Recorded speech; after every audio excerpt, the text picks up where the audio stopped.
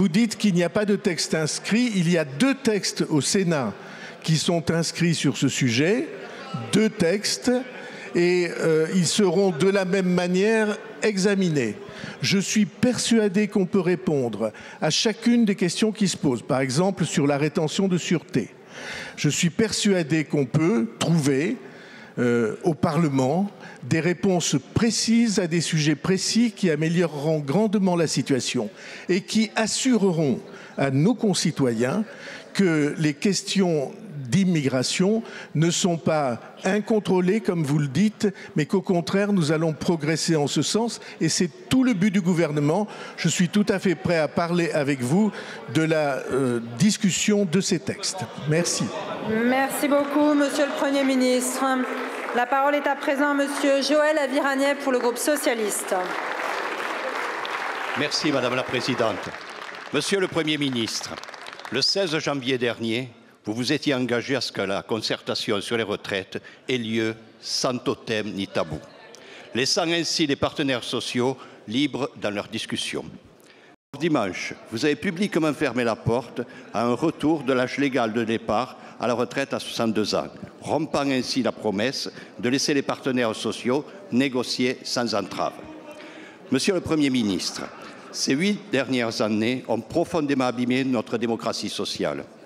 Trop souvent, les corps intermédiaires, des syndicats aux associations, ont été malmenés par Emmanuel Macron et sa méthode jupitérienne. Le passage en force de la réforme des retraites en 2023 a laissé des plaies béantes au sein de la société. Il a contribué à augmenter la défiance de nos concitoyens vis-à-vis du gouvernement et de la classe politique. La blessure démocratique est toujours présente et nous l'entendons chaque jour. Alors, Monsieur le Premier ministre, nous vous le demandons, ne revenez pas sur l'engagement que vous avez pris. Donnez toute sa chance à cette négociation entre partenaires sociaux en les laissant travailler. À son issue, le Parlement aura le dernier mot, vous l'avez assuré. Je suis sûr qu'à cette occasion, la représentation nationale sera à la hauteur.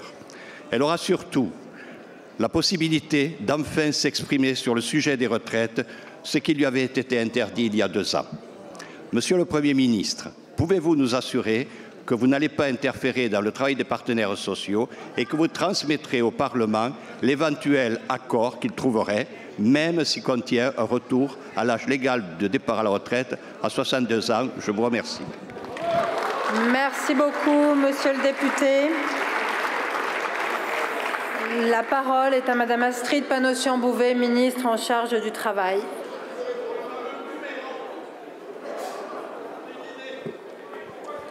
Madame la Présidente, Mesdames et Messieurs les députés, Monsieur le député Aviragnet, comme l'a indiqué le Premier ministre dans sa déclaration de politique générale, nous voulons faire confiance au dialogue social et aux partenaires sociaux.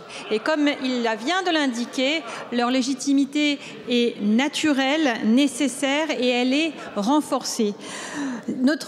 Cette démarche que nous lançons est absolument inédite. D'abord,